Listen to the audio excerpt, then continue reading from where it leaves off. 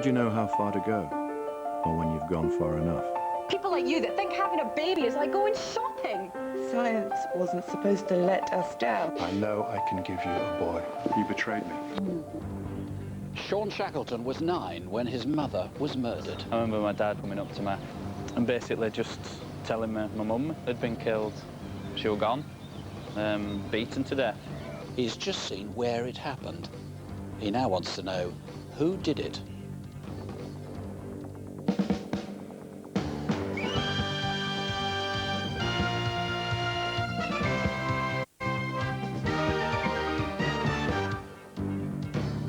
Hello and welcome to Crimewatch, and we'll have more on that very emotional meeting in a few minutes as the son comes to terms with what really happened to his mother. But we start with what happened to a pillar of the community in Edinburgh. As a financial centre, Edinburgh is booming, but somebody has been cooking the books, and no one knows more about it than Leslie Cumming.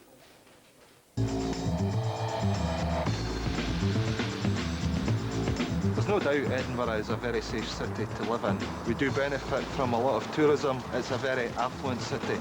Unfortunately, my line of work does take me to the more unpleasant sides of Edinburgh.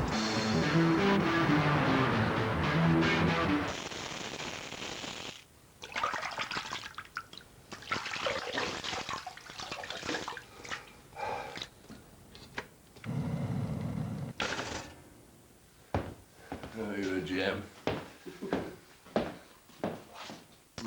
Tea's all made. Drink it before it gets cold. Your toast's ready. Darling. And I am off to bed again.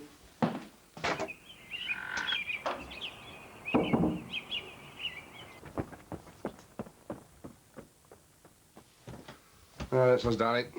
Okay, dear. Mwah. See you tonight. Oh, listen, why were you running outside? I wasn't. I heard you in the path. That wasn't me. It's most probably kids upstairs. Well, somebody was running. Have a wee look, dear, will you? Just make sure.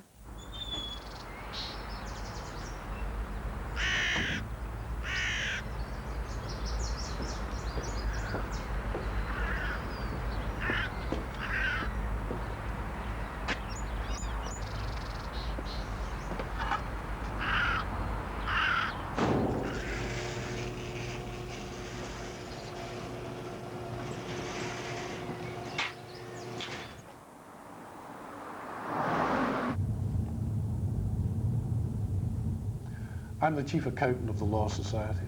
My role is to supervise the inspection process which looks after client funds which are held by solicitors in Scotland. As Chief Accountant over the last 20 years, I've found myself having to deal with a number of solicitors who have stolen money or have been struck off for serious misdemeanours.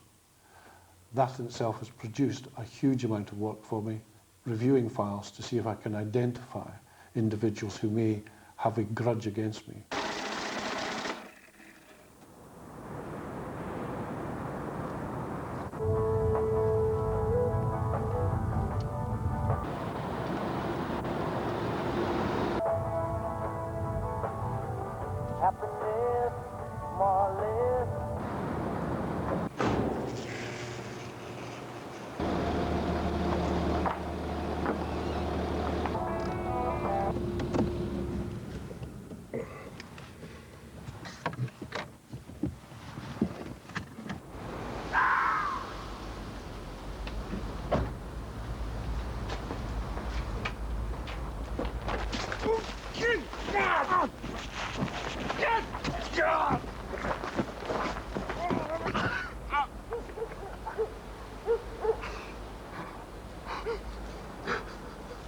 Stepping out of the garage, having locked the car, to see that a stranger, dark clothes, balaclava, coming out of the gloom, walking straight at me, produced a sense of disbelief. I couldn't believe that something was going to happen. I didn't know what it was, but I realized I was the victim of his intentions, that he was going to attack me for some reason. When I went to the door, Leslie was slumped on the seat, and I actually thought originally he had had a heart attack or something. But I said to him, "What's wrong, Leslie?" And he said, get an ambulance, I've been stabbed. It just didn't make sense to me. There were no threats, there was no attempt to rob me. It was just a silent and professional assault. I thought, this can't be happening. You know, it's not real. This is what happens on, you know, a television program. It's not what happens to you. It was a matter of luck whether these blows were life-threatening or fatal or just superficial. Now, one of our main lines of inquiry at the moment is to try and establish if that man was contracted to carry out this attack due to Mr. Cummings' nature of employment. This man did his best to cover himself up, but crucially, we have DNA evidence. There is a £10,000 reward available to anyone who can put a name to the DNA profile we have of this man. I want to return to as near normality as I can, quite simply so that the individual who carried this out will know that I've not been permanently damaged by his attack. Well, see what we can do. And Keith, as you say, is a £10,000 reward, which might loosen some tongues, and there's the DNA of the attacker. Yes. Of course, the attacker could be sort of rather low-life, put up to this by someone else, and that's your suspicion. Absolutely. We have a partial profile of the person we believe attacked Mr. Cumming, and it's very important that we can use it to eliminate people, or indeed, more importantly, to implicate them in this attack. OK, so if anybody knows who did it, easy to eliminate somebody who didn't do it. What about someone who had a grudge? I mean, obviously, his job, Leslie Cummings' job, is to look at bent solicitors. That's one area. Yeah. But maybe people know of another reason for someone having a grudge against him. I would be very interested to speak to anybody who can give us any reason why somebody would bear a grudge against Mr. Cumming and may have a motive for carrying out this attack. I mean, it was really pretty nasty injuries he sustained. Some of them, it must be said, were defence wounds as well, though, weren't they? I believe so. I have no doubt there was an attempt, certainly, to disfigure Mr. Cummings, that's for sure. OK, well, as I say, there's £10,000 reward. We've got the DNA. If you've got any idea who did this, just let us know. And if you've got any idea what the grudge was all about, let us know that too. Call us here in the studio, or call the Instant Room on 0131 620 5150. And you can also log into our website. That's at bbc.co.uk/crime. And just 4 weeks later, and 40-odd miles along the M8, another Scots accountant was mysteriously confronted near his home. The difference is Andrew Ramsey hasn't been seen since. His partner, Beverly, who was with him as they strolled in the Cardonald district of Glasgow, says two men, pretending to be policemen, handcuffed him and took him away in a dark saloon car. So have you seen Andrew Ramsey any time in the last 2 months, or have you any idea where he may be? If you do, then do please give us a call here in the studio or the Instant Room on 0141 532 5415, or you can call Crime Stoppers anonymously on 0800 555 111, and there's a £5,000 reward. Imagine losing your mum when you're still at primary school. You're too young really to take in much, but as you grow older, you find it harder and harder to come to terms with the fact that your mother was murdered. You are keen to find out more. Well, now, this is a case we covered 15 years ago. In fact, it was Crimewatch viewers who identified the victim. She was Cheryl Shackleton from Nelson in Lancashire. And there she is holding her son. But not very long after that picture was taken, Cheryl started to develop mental problems. She finished up leaving home, and for some reason, she ended up in London. Now police have reopened the case, and this is the moment last week when Cheryl's son, Sean, met the officer in charge and learned what really happened.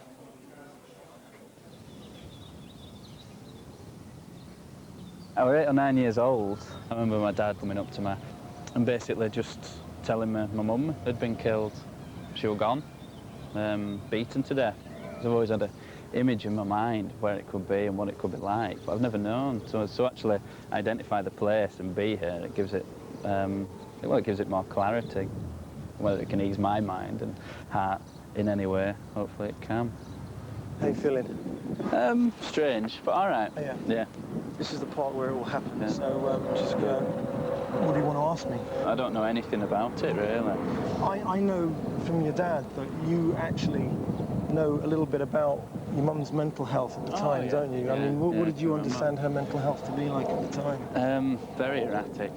Like a movement, probably, Yeah. Yeah, not making much sense. Well, we're actually not far away from where your mum's body was was found. It was actually found at 5:30 in the morning on that Sunday. But how do you feel about going down there? Is this something you want to do? I think it is, yeah. Sure? Yeah. Okay, come on then, Okay. I'll take you down. Literally, just where we are now, just a few feet in front here, was where Mum was found. She was lying on the actual pathway here. Do you want to know what happened to her? You know what the... I do, yeah, because I've never known. Yeah. And I think the most painful thing is she's gone. Yeah. So what happened to her, just it fills it in, doesn't it, the gap. Yeah, okay then, but if, you know, what I'm telling you, if you want to stop, just say, okay? Okay. It was quite a severe beating, effectively. Yeah. She had quite severe facial injuries, and it was repetitive injury. There was quite a severe upward blow to your mum's chin, and she had a ruptured liver as well, which they say was actually done with some force. It was hemorrhaging and shock, coupled with the other injuries. And exposure to the cold. She had quite a large shoulder bag with her, and that has never been found. So clearly there's either been a robbery or a theft here. And also we can't discount fully that there may have been a sexual motive there as well, and somebody had attempted to strangle her as well. That was one of the other injuries that was found. Right, well that's cleared up a few questions for me. Anything else, mate, at the moment? Not at the moment, no. Can't think about it at the moment. You all right? Yeah. Sure? Yeah. Okay. Okay, mate, come on then. I just hope it'll jog people's memory. Well, let's see if we can do just that. But I mean, first of all, we're going back to 1991. What was she doing in that part of London, in Brockley in southeast London? Have you any idea? She had no relatives there, as far as we know, no friends there. Nick, it's a very good question, and one that I hope that we can have answered tonight, because she was in an area of London where she had no known links to or ties to. And she must have been, she always took her suitcase with her because she was on the move so much. She wasn't a bag lady, far from it. I mean, she'd just been to Paris, and she was back in London for some reason we don't know. Her suitcase never been found, so she would have been going home somewhere that Saturday night, never turned up to reclaim her baggage. We assume so. She was staying in hotels close to the time of her death, but she always took the suitcase with her with all her possessions in, and that has never been found. Now, there were 3 witnesses in particular who rang Crimewatch in 1991, who you want to find again, 3 women, and tell us why you need them to call again. We need them to call because when they rang in 1991, they gave vital information about a woman who, by description, we think was Cheryl. 2 of those sightings were in Endwell Road, which is near the park. One of them was from a woman who called herself Lucy. The third was a sighting of the woman we believe to be Cheryl with a man going into the park at midnight on the Saturday night. So clearly it's vital information, and we'd like them to ring in again. And that man's best description you have? The best description we have at the moment is that he was male, white, about 6 foot tall, 25 to 30 years old, and of an athletic build. You mentioned that there might have been a sexual motive. Indeed, I think part of her body had been displayed, or at least the clothing had been partly removed. It looks as though things had been stolen. Extreme violence was used. And that's an unusual combination of, if all happened together, really did. The theft, the violence, and the sex motive. And I just wonder if police officers, prison officers, have encountered somebody in the 15 years since. I think that's a possible for this. Well, clearly the combination of the 3 is a lethal combination. And I believe that in the 15 years since it happened, the killer has actually spoken to somebody or boasted to somebody about this murder. And clearly, anybody that has any information with regards to it, we would like them to call in and let us know what that is. That man now, from the description, would be in his 40s now, probably, He would be, yes, by now. OK, well, if you've got any suspicions, if you knew what was happening, or heard anything about this happening at the time, this is a picture of Cheryl's passport, incidentally. Do give us a call, please. Or if you remember seeing her, particularly if you was one of those 3 people who called us in 1991 who saw Cheryl at or near Telegraph Hill Park in southeast London. It was a pretty cold night back there if you were out there. You might well remember it. Call us here or call the incident room on 020-7230-9084. Later on Crimewatch, the rapist who's acting out his disturbing fantasies for real.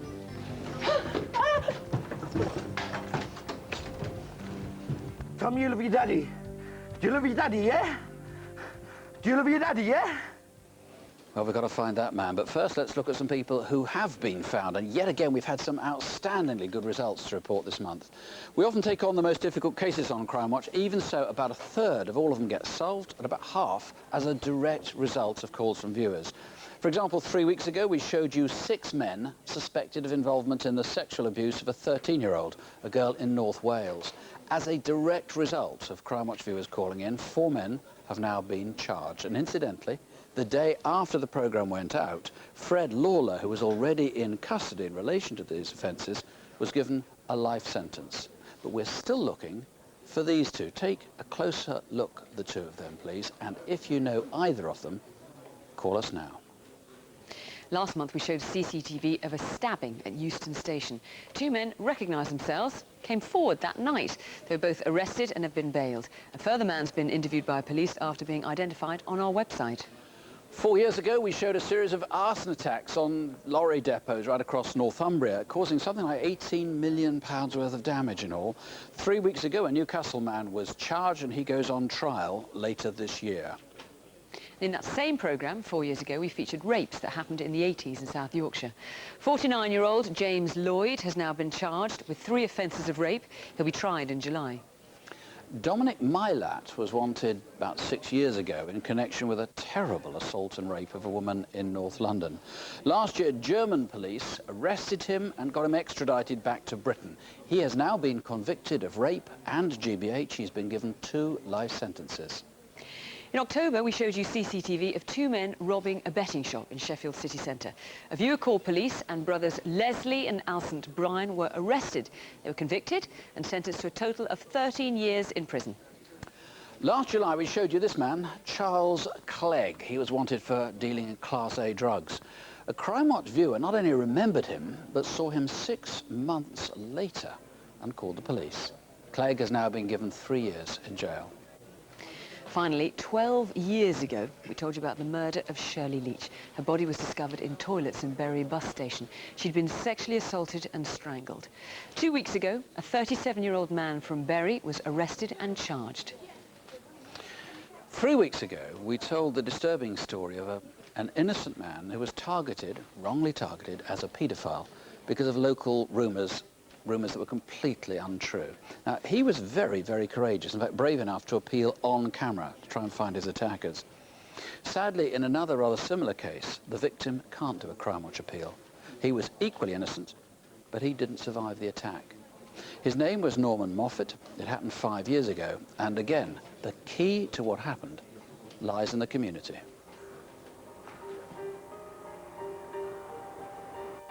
It was hard for me to have to watch a good man suffer what he had to suffer.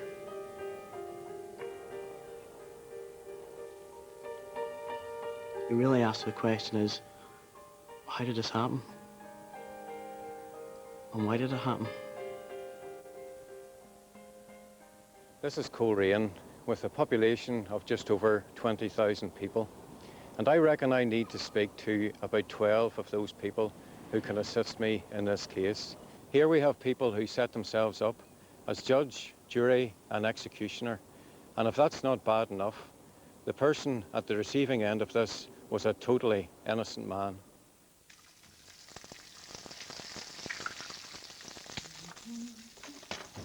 Mom!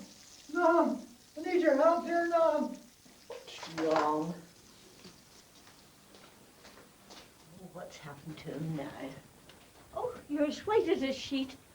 Have you fallen? No, but it hurt. Oh, come in. Take it, Jim. Oh, keep pressure on it. Oh, please. Don't worry, I'll be fine. You'll be all right. You'll be all right. I'll be fine. The truth is that Norman Moffat was far from fine. In fact, he spent the next few weeks in hospital unconscious, where he eventually died. This was just an ordinary man out to collect his morning paper. My father was a very quiet, private family man who lived and worked in the town of Coleraine all his life. In his younger days, he was a very keen footballer.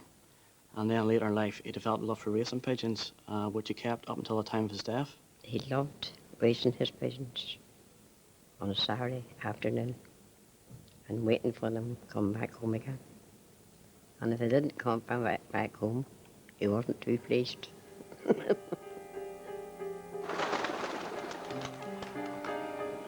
I've been able to piece together what happened early that morning 5 years ago. It's my opinion that this was a horrendous mistake.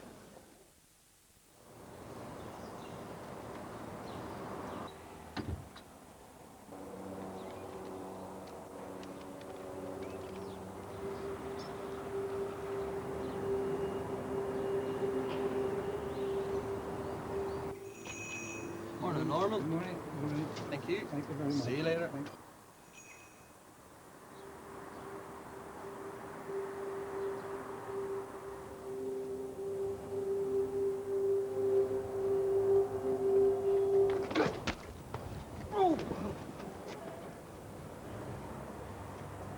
This man hadn't bumped into Norman Moffat. He had in fact stabbed him and just yards away from his home. But this security camera here captured the killing on tape. As I speak, new technology is being used to clarify the original blurry image. But while this is going on, I need to trace some people. There's this man with the rucksack. Who or what did he see? This man on a bike and the driver of this lorry. Also 2 men standing at the phone box near at hand. All of these people could have come face to face with the killer of Norman Moffat without even realising it.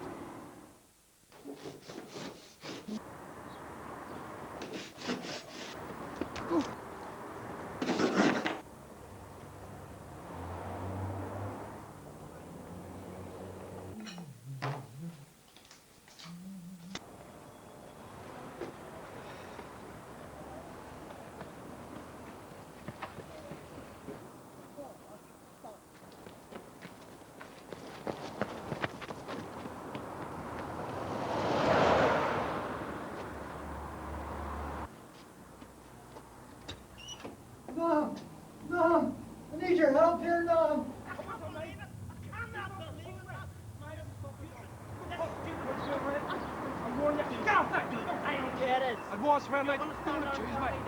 These 2 men had good reason to be arguing. The man that they were after was not Norman Moffat, but a local paedophile who lived in the area at that time. Like Norman, he would have been out early in the morning, and he was indeed of similar appearance to Norman. The fact is that the killer got the wrong man. That night, before he died, I said to the nurse, "Nurse, I can't take any more." And I went home. But I didn't sleep. But I just couldn't see him. Just couldn't watch him pass away. It was hard. I just said my goodbyes to him. Said we'd meet again.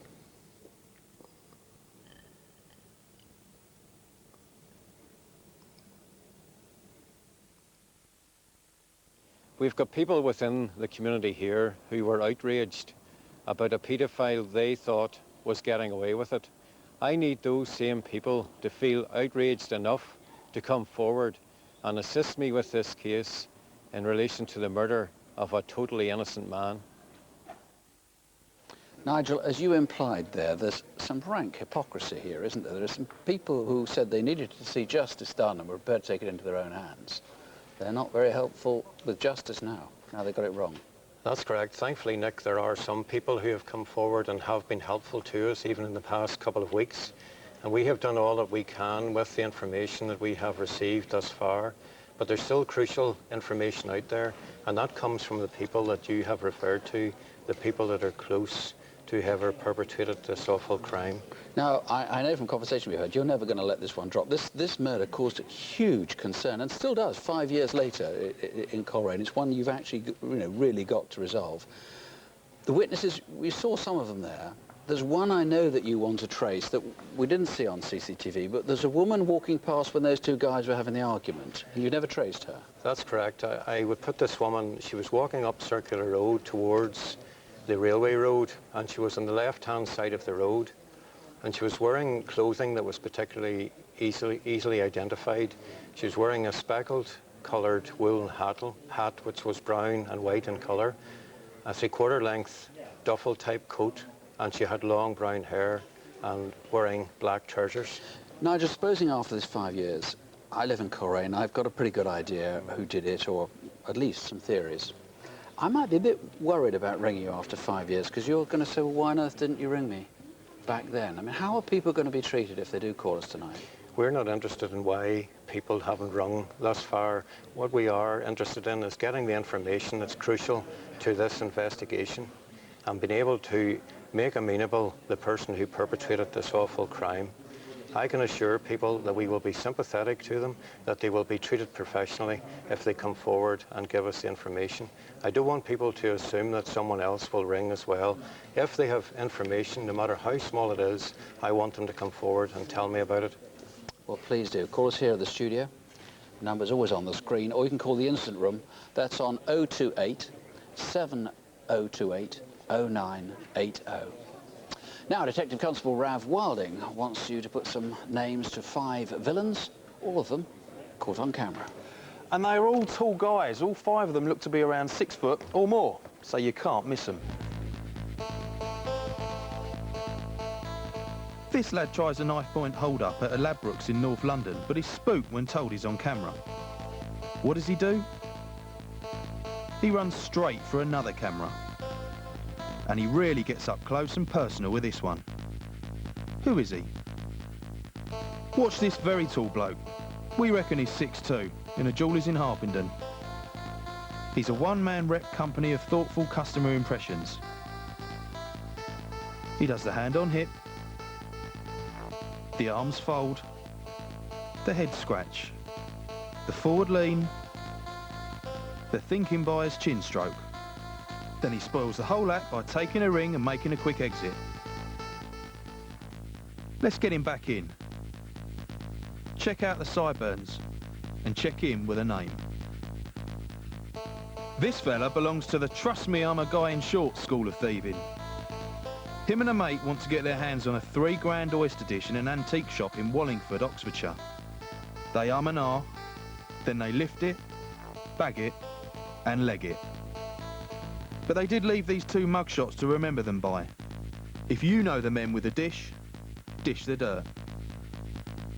This guy may be another 6-footer, but he's also the lowest of the low. He cons and bullies cash out of old people. Here, he walks through a victim's gate in Fareham. Another camera picks him up in another house. But to pick him up for real, we need his name. There you have it, 5 tall fellas who know how to stoop low. If you've got the lowdown on any of them, give us a call. Or you can text us, just text CW, followed by your message to 83199. In our next case, we want to home in on a rapist who's living out his sexual fantasies. They were horrifyingly real for the woman he attacked as she made her way home near London's Brick Lane last autumn. Thank you so much. Thank you for not killing my babies. Thank you so much.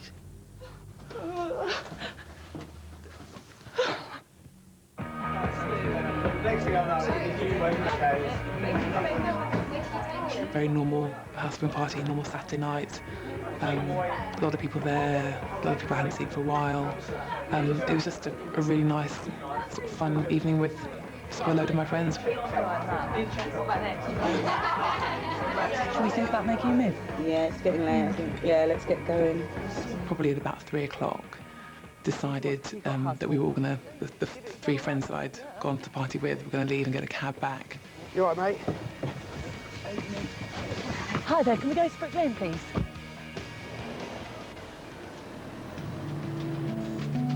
Sorry. I've just told you a joke.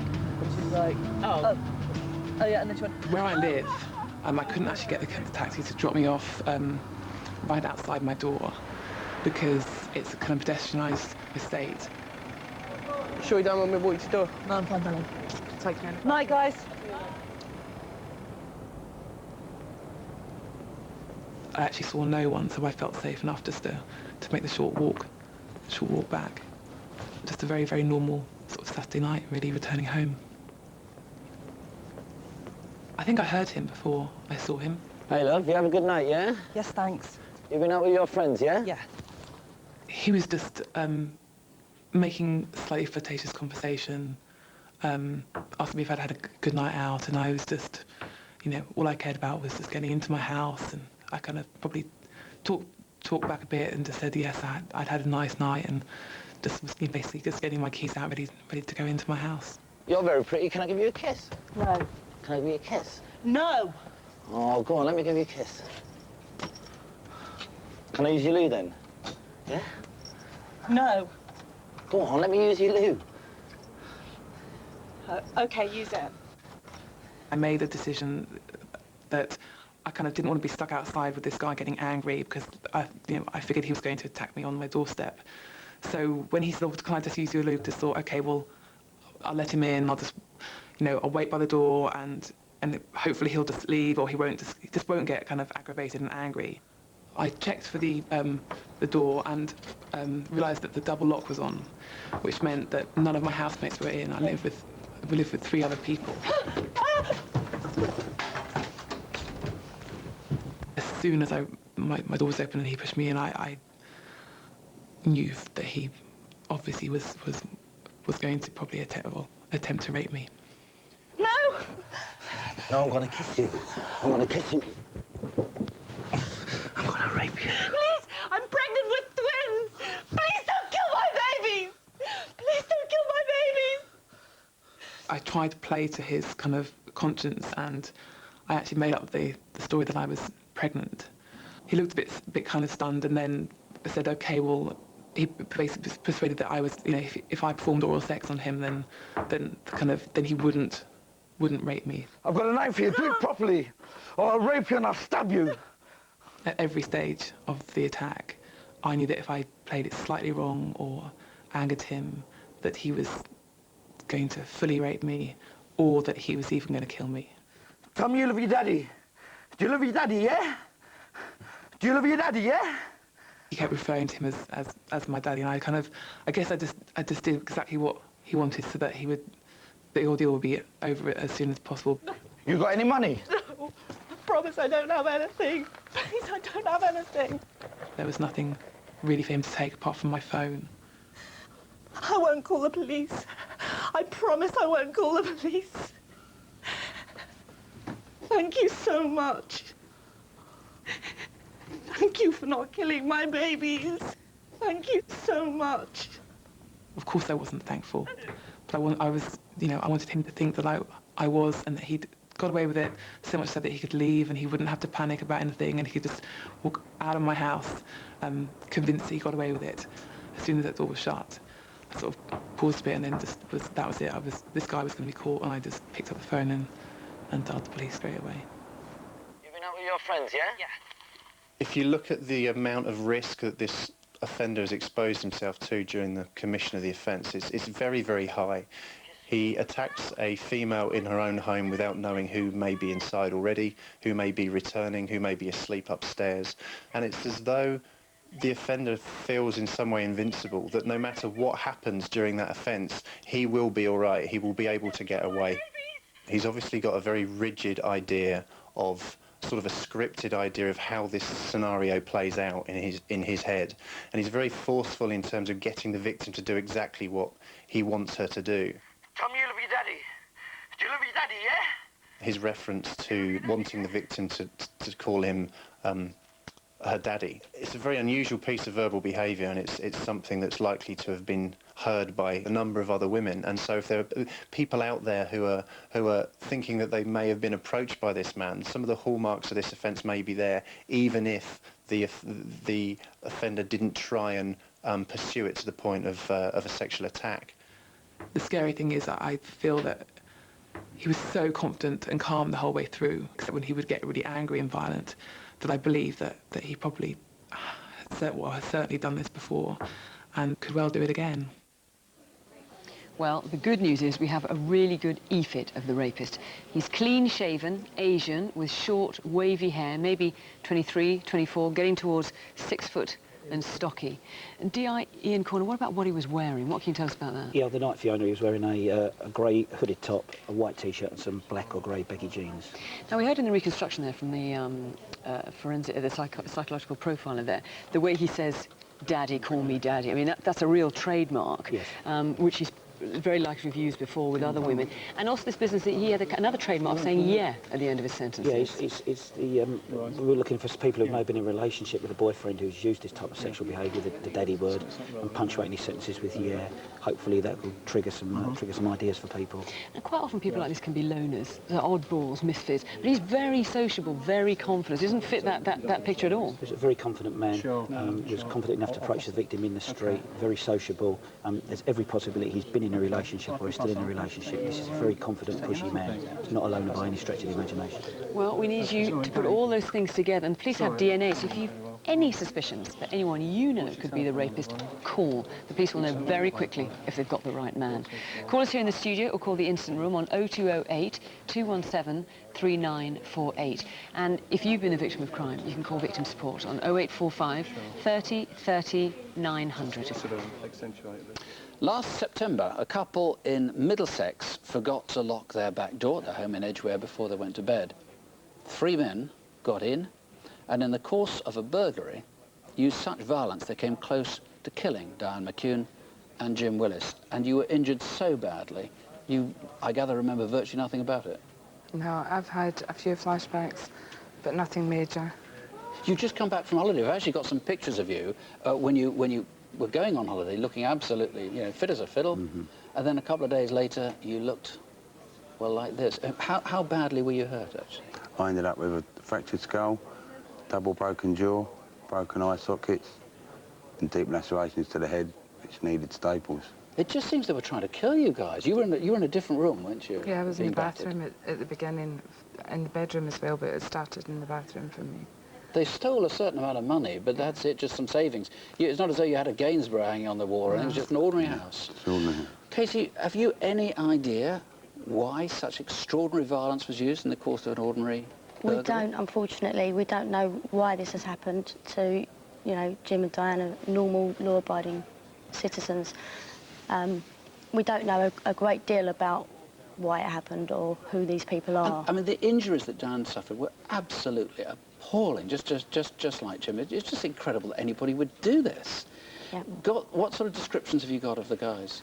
We've got 3 guys, all white, aged between 20 and 30, dirty looking, wearing dark hooded clothing. But that's all we've got at this point. Was the violence spontaneous, or had they come with weapons, do you know? That actually, from what we can make out, there wasn't anything left behind or anything missing of Jim and Diane, so we believe that the weapons were brought to the house, used and taken with them. So they will have gone home that night in September. Mm-hmm. It must have been somewhere near Edgware, Middlesex. Mm-hmm. They'd have been, what, covered in blood? They would have been, yes. Because, I mean, the violence, they really would have been covered in blood. And presumably they'd have been talking about it. They'd have had a certain amount of money. Mm-hmm. I mean, their family, their friends, people know about this. Somebody out there must know something. It's a very busy residential road and area, so somebody must have seen something. And I know you're really frightened that other people are going to have this happen to them until these guys are caught. Yeah, someone that may not be as lucky as we were to recover from it. I wouldn't say what you went through was luck, except appalling luck. Please, don't let it happen to somebody else. Call us here in the studio, or call the incident room, 020 8733 4595. Now, Detective Sergeant Jane Corrigan and Detective Inspector Paul Roach take us through a robbery in a Liverpool hospital in February.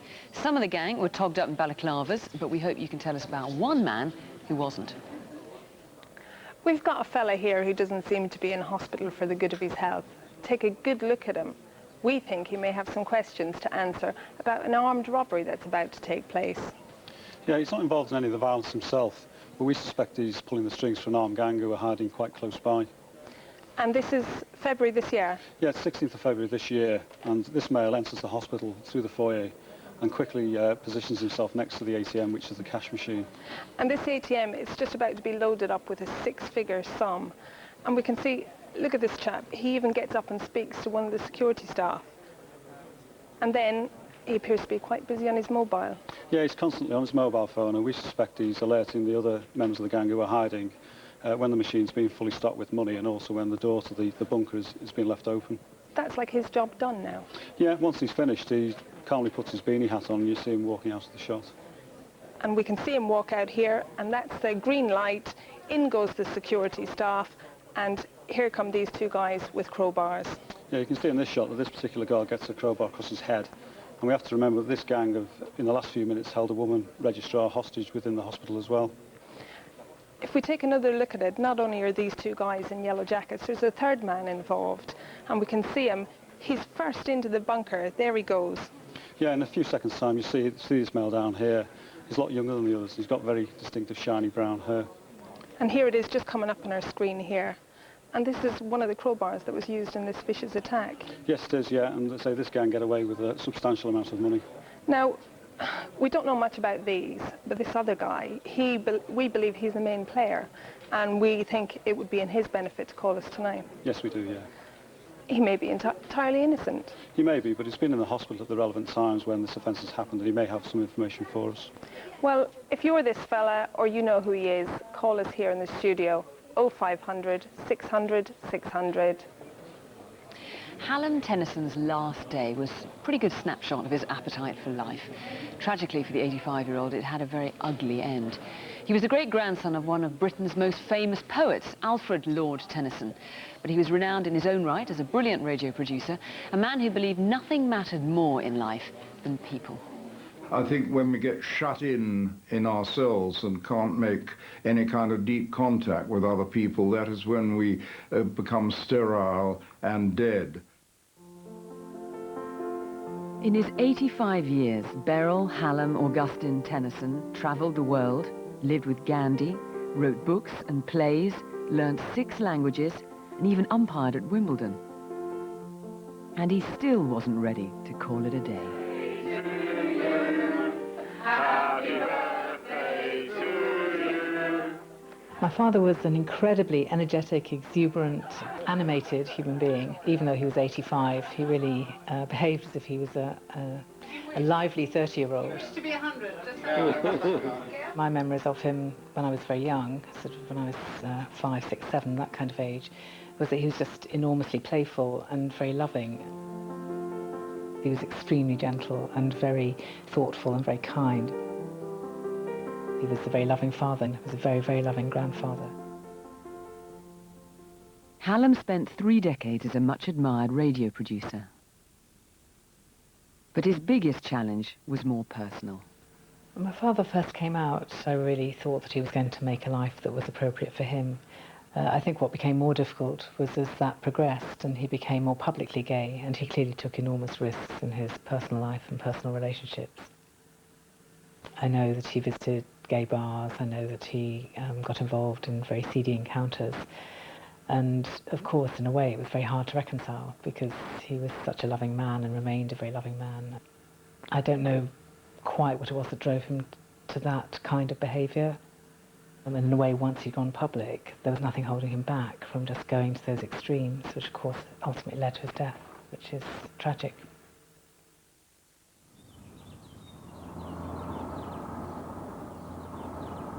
Hallam lived in this flat in Highgate, North London.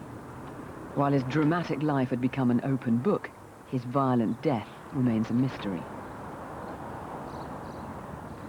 On the Wednesday before Christmas, he left the flat for his regular game of tennis. I thought you were on cracking form last week. Well, I was. Fairly unaccustomed, if I may say. No, I've been playing really well the last few weeks. Yeah.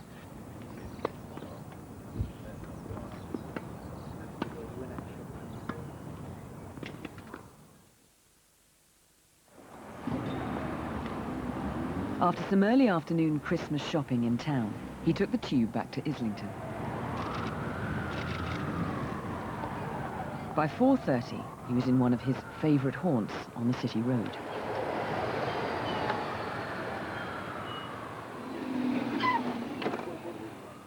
All right, mate? Hello, mate. It's Tennyson, isn't it? Yes. So, thanks. Thank you.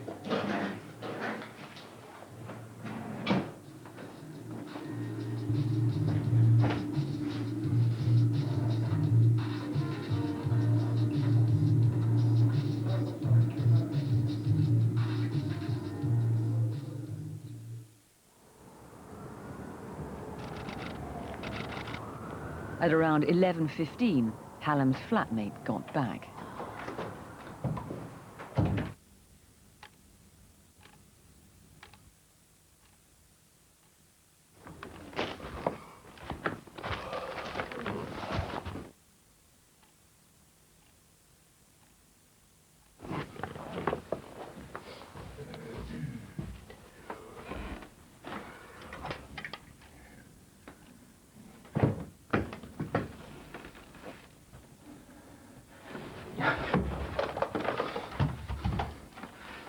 Ambulance. Shepherd's Hill, Highgate. Hallam had been stabbed repeatedly in the neck and beaten around the head. Of course, I have sleepless nights thinking about the moment of death and what must have happened in those few minutes or hours, hopefully only minutes, before he was actually killed, because the attack was incredibly brutal and the description from the police is unthinkable, really. I think what would help us now to come to terms with his awful death would be if something was resolved, we found out how it had happened, what had happened, and particularly who'd done it. Well, DCI Tony Nash, let's try and find that out tonight. Let's just remind ourselves of the fact. It's the Wednesday before Christmas, and the last time Hallam was seen, as we saw in the reconstruction there, was Angel Tube Station in Islington. He could have been killed at his flat any time between, 5 in the afternoon and 11 at night, and there was no sign of forced entry at his flat, so he must have let his killer in. That's right, Fiona. We know he was at the Angel at 4:30. It's likely that the murder happened before 11 o'clock, so that is the time gap that we've got. What we're looking for tonight is anyone that would have seen Mr. Tennyson at the cinema, anyone that would have seen him leaving the cinema, particularly if he was with somebody else. Was he seen in the Islington area after 4:30? Very important for us is how did he get from Islington to Highgate? We know he didn't use public transport. Was he using a taxi, or was he with somebody that had a car? And they're all critical to this investigation. And then, of course, did anyone see him going into his flat in Highgate with somebody? That's or was there anyone hanging around there? I mean, he was a very distinctive-looking character, wasn't he, Hallam? And we can see him on CCTV there, the Angel. He was 85, he had his beard, he had his glasses, his baseball cap. People would recognise him. I mean, and also he had, as we can see in the CCTV, he had a multicoloured jacket. In fact, he had a few like this. That's right. You know, so he cut a very distinctive figure, and he was well known in the gay community. And those are the people you want to talk to tonight, aren't there? People who, from the gay community, maybe from the bisexual community, who can help piece together his last hours. I mean, what can you say to encourage people like that to come forward and talk to the police? What we're looking for, basically, are people that have known Mr. Tennyson. Mr. Tennyson had friends which were long-standing. He had friends that sometimes were fleeting acquaintances. All of those people may hold critical information which may help us catch the person responsible for this terrible murder, and I would urge them to come forward and actually speak to us. Anything that is said, we will treat it very sensitively. I mean, that's key, isn't it? Because these people may well lead kind of double lives. They aren't necessarily going to want to talk to the police. That's right. We're prepared to listen to what people say. If they're not prepared to give us their details, they still may have information that can help us lead on. Obviously, we do want to get their details because they may be evidentially witnesses. And it's very critical that actually phone us and give us the information in the first place. And finally, one other final thing, there was a car seen in the private car park at the flats, but didn't belong to anyone in the flats. What was it, a dark saloon car? And you want to identify the driver of that? Yeah, one of the occupants of the flat saw a saloon car in the back of the block of flats. It's quite an unusual place to park because from the road you can't see it. The interesting fact about it is that we can't attribute it to anyone that was in the building at the time. So it's key for us to identify whose car that was and what was it doing there. Well, if that was your car or you know anything to piece together what happened to Hallam Tennyson, call us here in the studio or call the incident room on 020 8358 0300. You can call Crime Stoppers anonymously if you want on 0800 555 111. Nora Tate from Doncaster was in her 60s and she loved her fish and chips, but she never got to finish her meal when she sat down to eat it in her dining room last October. Somehow, someone was in her house and bludgeoned her to death. Her daughter, Jane, has been living with the consequences of that for the last 6 months. Just tell us a bit about your mum. My mum was a typical pensioner. She had a good, quiet life that revolved around her grandchildren and her children. And on that day, she'd been for an appointment at the hospital. come home to have a fish and chip lunch. It was just a routine trip to the hospital. She was actually very, very good health. Yeah? Very good And she'd health, lived yeah. in that street for 20 years? Knew Yeah, everybody, she'd lived there a everybody knew long her? time, yeah, and knew a lot of people around the area. Would she have let somebody into her house if she hadn't known them? No, no, she'd lived on her own for a long time, and she was very cautious, very friendly, but really cautious. Ray Turnbull, what is particularly disturbing about this case is the huge level of violence that was used. Yes, She was it was. really bashed around the back of the head to steal a purse. Yeah. A brutal attack, and the violence used, you just can't understand why. The purse was actually taken, that hasn't been found. The weapon that was used hasn't been found. So we need a lot of information to come in to help us on. And how are people going to be able to help on this? Well, we've got an EFIT of a lad who was known in the area as a knockoff lad. And he was known for that reason because he was selling items. I believe he'd actually stolen these items, and I've appealed for this person to come forward. He may or may not be involved. If he's in fear of coming forward because he's a shoplifter, then my interest is in this murder, not for the fact he's been out actually... You just want to eliminate him, in other words? Exactly, yes. How else can people help on this? I mean, people around Doncaster must be pretty concerned that this guy's on the loose.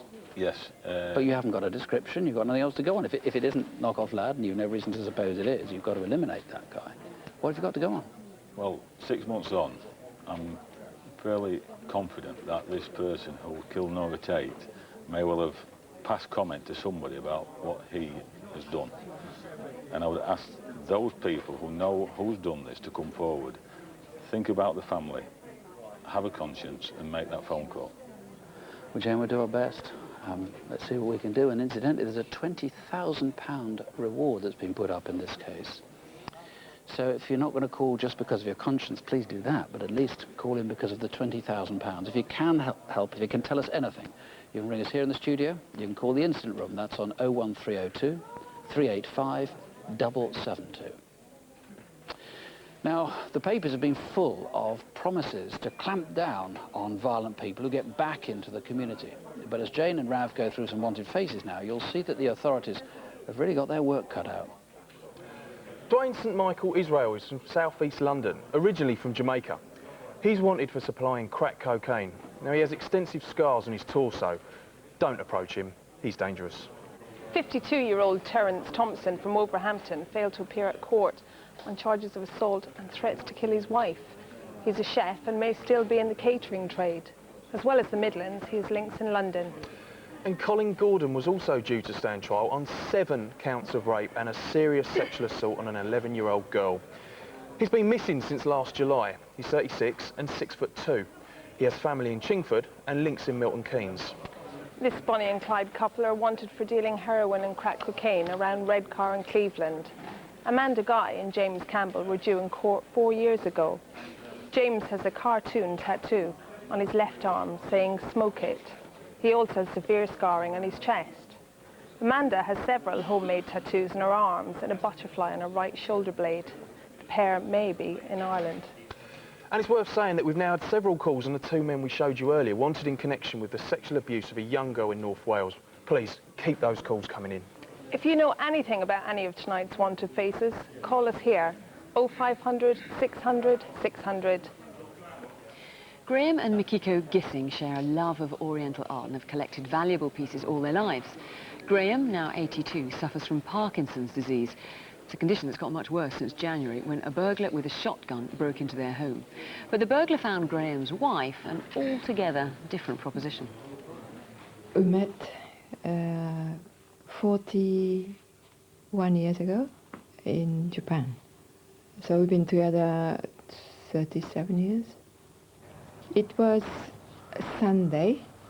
As usual, we went to see our son's family, came home, we lock up the doors, windows and all that to be safe, and then went into our family room to watch TV. All of a sudden, this voice shouting, "Don't move," and then we looked up. First time we saw was this figure pointing gun at us.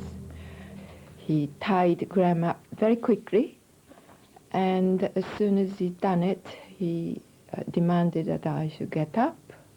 He hit me with the butt of a gun, and he demanded to know, where's your jewelry? Where's your safe? He said, do what you're told to do, otherwise you get killed. We went into the next room, and he tied me up straight away, face down, and then my hands on my back. I don't want to give in, to tell him where he was, because I didn't want to give in against such a callous act. And then all of a sudden I felt my fingers being touched, and then it's like a soaring, gradually getting deep and deep, and the pains getting greater and greater. Then he started to shout very, very loud in order for my husband to hear what he's saying. He is saying, I am cutting your wife's finger. I cut her finger one by one. Had I been on my own, most probably, I might have just let him do, rather than give in. One extraordinary woman, I think you'll agree. Now, things to look for. Where did the burglar get the ladder he used to get in? Both it and the rope he left are being tested for forensics. He's mid-30s, Surrey accent, we think.